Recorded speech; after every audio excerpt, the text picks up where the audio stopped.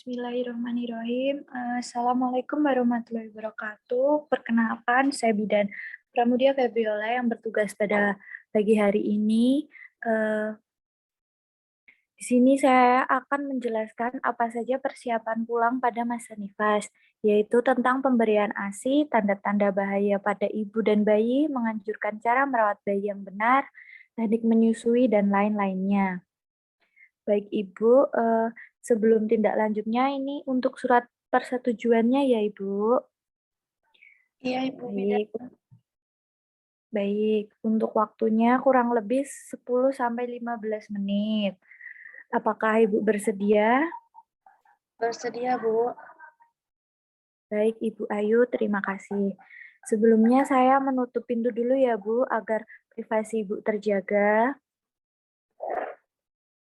Baik, Ibu, untuk hasil pemeriksaannya alhamdulillah tidak ada atau tidak terjadi infeksi pada vagina Ibu ya, alhamdulillah, dan tidak ada juga pembengkakan. Yang kedua, di sini saya akan menjelaskan tentang nutrisi dan cairan untuk Ibu nifas. Nah, di sini untuk gizi untuk Ibu menyusui selalu mengkonsumsi tambahan 500 kalori ya, Bu. Makan diet berimbang untuk mendapatkan protein, mineral yang cukup. Terus Ibu minum sedikit 3 per liter setiap hari dan menganjurkan Ibu untuk minum sebelum menyusui atau sesudah. Selanjutnya, minum pil zat besi gizi selama 40 hari.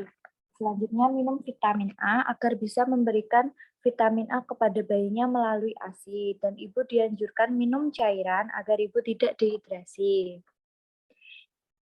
Selanjutnya, yaitu tahap mobilisasi. Nah, tahap ini yaitu hendaklah dilakukan secara bertahap, dimulai dengan gerakan miring ke kanan dan gerakan miring ke kiri. Pada hari kedua, Ibu telah dapat duduk, lalu pada hari ketiga, Ibu dapat menggerakkan kaki, yaitu dengan jalan-jalan. Hari keempat dan kelima, Ibu boleh pulang. Mobilisasi ini tidak mutlak, bervariasi tergantung pada adanya komplikasi pada persalinan nifas dan sembuhnya luka. Nah, untuk aktivitas Ibu setelah masa nifas, Ibu dianjurkan untuk lebih banyak beristirahat, tidak bertindak melakukan aktivitas-aktivitas yang seperti biasanya pada saat hamil. Selanjutnya yaitu kebersihan pada masa nifas 40 minggu. Masa kehamilan telah melewati dengan mulus, namun masih harus menjalani proses yang tidak kalah merepotkan, yaitu membersihkan pembersihan dini, biasanya berlangsung 40 hari. Tahap-tahap selama masa invasi ini yaitu vagina akan terus-menerus mengeluarkan darah, biasanya. Nah, darah tersebut mengandung trombosit sel-sel tua, sel-sel mati atau disebut dengan nekrosis atau serta sel-sel didik rahim endometrium yang disebut lochea. Pasca melahirkan akan mengalami 4 tahapan perubahan lochea. Yang pertama yaitu merah segar atau disebut dengan lochea rubra. Tahap pertama ini akan berlangsung selama 3 hari setelah melahirkan. Darah pada tahapan pertama ini berpotensi mengandung banyak kuman atau penyakit. Yang kedua yaitu merah dan berlendir atau disebut lochia sanguinolenta. Yaitu untuk tahapan kedua ini biasanya berlangsung selama 1 hingga 2 minggu. Yang ketiga yaitu kuning kecoklatan, lalu merah muda atau disebut dengan lochia serosa cairan yang berwarna. Seperti ini biasanya mulai keluar 2 minggu hingga 1 bulan setelah melahirkan. Yang keempat yaitu kekuningan, lalu cairan ini keluar selama 2 minggu, yakni dari minggu keempat sampai minggu keenam. Bila cairan lochia sudah berwarna kuning, tandanya masa nifas ibu berlangsung normal. Untuk kebersihan yang kurang terjaga di masa nifas, bukan hanya dapat mengandung infeksi pada vagina, tapi juga rahim. Nah, di sini ada langkah-langkah membersihkan vagina, yaitu yang pertama, siram mulut vagina hingga bersih dengan air setiap kali habis buang air kecil dan buang air besar. Air yang digunakan tak perlu matang, asalkan bersih. Selanjutnya, basuh dari arah depan ke belakang hingga tak ada sisa-sisa kotoran yang menempel di sekitar vagina itu. Baik dari air seni maupun feses yang mengandung kuman dan bisa menimbulkan infeksi pada luka jahitan. Yang kedua yaitu vagina boleh dicuci menggunakan sabun maupun cairan antiseptik karena dapat berfungsi sebagai penghilang kuman. Yang penting jangan takut memegang daerah tersebut dengan seksama. Yang ketiga yaitu bila ibu benar-benar takut menyentuh luka jahitan, upaya untuk menjaga kebersihan vagina dapat dilakukan dengan cara duduk berendam dalam cairan antiseptik selama 10 menit. Lakukan setelah buang air kecil atau buang air besar. Yang keempat yaitu kadang terlupakan setelah vagina atau buang air besar. Setelah vagina dibersihkan, pembalut tidak bisa diganti bila seperti itu caranya. Maka akan percuma saja, bukankah pembalut tersebut sudah dinodai darah dan kotoran, berarti bila pembalut yang tidak bersih, maka vagina akan tetap lembab dan kotor. Yang kelima yaitu setelah dibasuh, keringkan perineum dengan handuk lembut. Untuk yang keenam, setelah semua dilakukan, perineum dapat diolesi salep antibiotik yang diresepkan oleh dokter atau bidan. Nah, untuk istirahat dan tidur masa nifas berkaitan dengan penggunaan pola tidur, terutama segera setelah melahirkan. 3 hari pertama dapat merupakan hal yang sulit bagi ibu akibat numpuknya kelelahan karena persalinan. Dan banyak-banyaklah istirahat di minggu-minggu kedua dan bulan pertama setelah melahirkan. Kurang istirahat akan mempengaruhi ibu dalam beberapa hal, yaitu mengurangi jumlah ASI yang diproduksi. Yang kedua yaitu memperlambat proses involusi uteri dan meningkatkan perlahan, yaitu selanjutnya dapat menyebabkan depresi atau ketidakmampuan untuk merawat bayi dan dirinya. Nah, di sini memberikan ASI yaitu sesering mungkin, biasanya bayi baru lahir minum ASI 2-3 jam atau 10-12 kali dalam 24 jam selama 2 hari pertama sesudah lahir. Beberapa bayi tidur panjang selama 6-8 jam untuk memberikan ASI pada bayi dengan cara membangunkannya selama siklus duduknya setiap 2-3 jam. Nah, di sini manfaat pemberian ASI yaitu manfaat bagi bayi. Pertama, ASI mengandung komponen perlindungan terhadap infeksi, mengandung protein yang spesifik untuk perlindungan terhadap alergi, dan merangsang sistem kekebalan tubuh.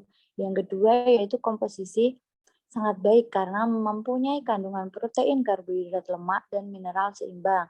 Selanjutnya, ASI memudahkan kerja pencernaan, mudah diserap oleh usus bayi, serta mengurangi timbulnya gangguan pencernaan, seperti diare atau sembelit. Nah, ASI mengandung zat-zat gizi yang dibutuhkan bagi pertumbuhan dan perkembangan bayi, termasuk untuk kecerdasan bayi.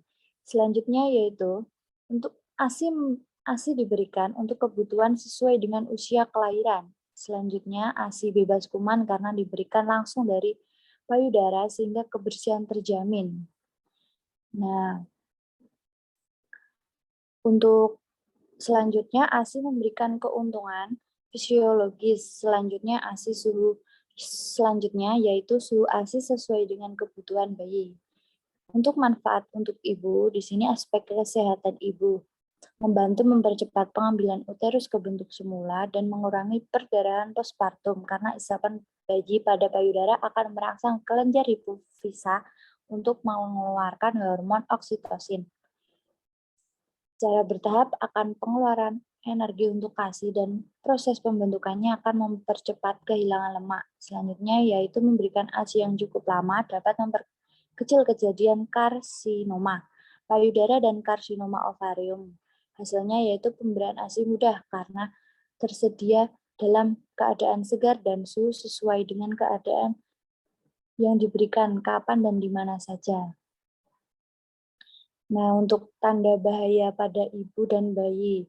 Nah, tanda-tandanya seperti tidak bisa menyusu, kejang, mengatakan atau tidak sadar frekuensi, kurang dari 20 kali per menit atau abnormal.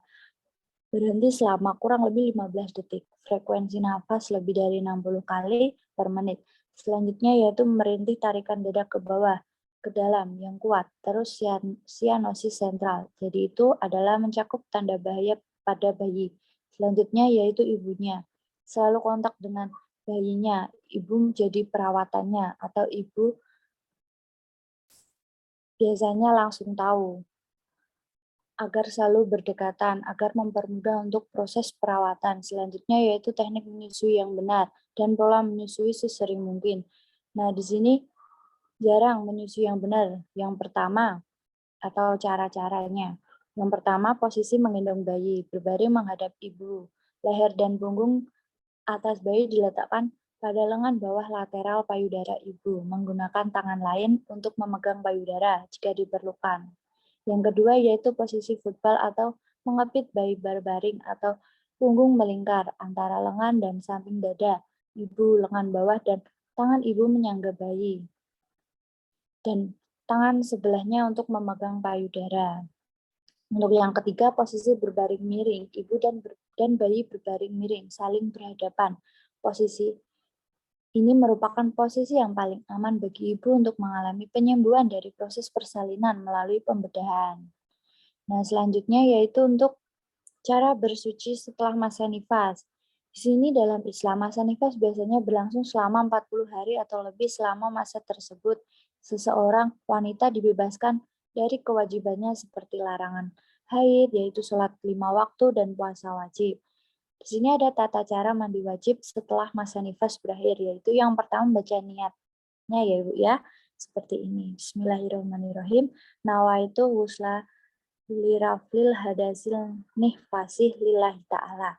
Selanjutnya yaitu mencuci tangan. Lakukan cuci tangan terlebih dahulu sebanyak 3 kali sebelum tangan tersebut dimasukkan ke dalam ember atau bak. Sebelum mandi, selanjutnya membersihkan kemaluan. Bersihkan kemaluan dengan tangan menggunakan tangan kiri. Bersihkan kemaluan dari arah depan ke belakang agar tidak ada kotoran atau bakteri dari anus yang masuk ke vagina. Selanjutnya mencuci tangan kembali. Setelah membersihkan kemaluan, bersihkan tangan dengan menggosokkan ke lantai dengan menggunakan sabun. Selanjutnya berwudu dengan tangan bersih. Berwudulah dengan sempurna seperti kita hendak sholat. Selanjutnya yaitu menyiramkan air dari kepala. Setelah berwudu, langkah selanjutnya mengguyur kepala sebanyak 3 kali. Bersihkan kepala dan rambut dengan cara masukkan kedua tangan ke air, lalu gosokkan kepala melalui sela-sela rambut, kemudian bilas sebanyak 3 kali. Selanjutnya menggosok tubuh. Gosoklah bagian tubuh dari atas hingga bawah, depan dan belakang. Langkah terakhir, bilas seluruh tubuh menggunakan air mengalir. Dimulai dari sisi kanan terlebih dahulu, kemudian tubuh sisi kiri. Selanjutnya, Ibu, untuk hubungan seksual pasca nifas, Ibu yang baru melahirkan boleh melakukan hubungan seksual kembali setelah 6 minggu persalinan. Batas atau waktu 6 minggu didasarkan atas pemikiran pada masa nifas itu akibat luka atau persalinan, termasuk luka episiotomi dan luka bekas sesar. Selanjutnya yaitu akikah. Akikah jika mampu. Untuk akikah itu bisa untuk memberikan nama sesuai dengan keinginan, sesuai dengan syariat, dengan agama Islam, atau kepercayaan, yaitu untuk mencukur rambut bagi yang beragama Islam. Untuk selanjutnya mendiskusikan dengan suami tentang alat kontrasepsi. Di sini ada alat kontrasepsi dibagi menjadi 2, yaitu kontrasepsi hormonal dan kontrasepsi non-hormonal. Yang pertama yaitu pil KB, yang kedua IUD yang disebut dengan intrauterine device, yang selanjutnya yaitu suntik KB, selanjutnya yaitu kondom, selanjutnya diafragma. Nah, untuk selanjutnya, untuk menjadi orang tua adalah merupakan krisis dari melewati masa transisi pada postpartum yang harus diperhatikan, yaitu terus selanjutnya ikatan kasih fase pada masa nifas, yaitu pada fase ini tak ingin terutama terhadap kebutuhan dirinya, mungkin pasif yang tergantung berangsur 1-2 hari. Ibu menginginkan kontak dengan bayinya, tetapi bukan berarti tidak memperhatikan dalam fase ini. Yang diperlukan ibu adalah informasi tentang bayinya, bukan cara merawat bayi. Selanjutnya, fase talking hold, yaitu ibu berusaha mandiri dan berinisiatif mencari perhatian terhadap kemampuan mengatasi fungsi tubuhnya, misalnya kelancaran buang air besar, hormon, dan peran transisi. Nah, selanjutnya perawatan payudara. Sehari-hari di rumah, perawatan payudara salah satu cara yang dilakukan untuk merawat payudara agar air susu keluar dengan lancar. Nah, di sini manfaat perawatan payudara yaitu menjaga kebersihan payudara, terutama kebersihan puting susu agar terhindar dari infeksi. Selanjutnya yaitu menggunakan serta memperbaiki bentuk puting susu sehingga bayi dapat menyusu dengan baik. Selanjutnya yaitu merangsang kelenjar-kelenjar air susu sehingga produksi ASI lancar. Nah, untuk senam nifas. Nah, saya akan menjelaskan apa itu senam nifas. Senam nifas adalah senam yang dilakukan oleh ibu setelah persalinan, setelah keadaan ibu normal atau pulih kembali. Senam nifas merupakan latihan-latihan yang tepat untuk memulihkan kondisinya. Nah, baik Ibu, dari sebanyak ini yang saya jelaskan, apakah Ibu sudah paham, Ibu? Alhamdulillah paham, Bu. Baik, nanti jika sudah paham, Ibu bisa praktekkan di rumah ya, Ibu ya. Apakah ada yang ingin ditanyakan, Ibu? Ya, tidak ada. Baik, jika tidak, saya akhiri dulu ya, Ibu ya. Terima kasih. Assalamualaikum warahmatullahi wabarakatuh. Waalaikumsalam warahmatullahi wabarakatuh. Siap, Bu Bida.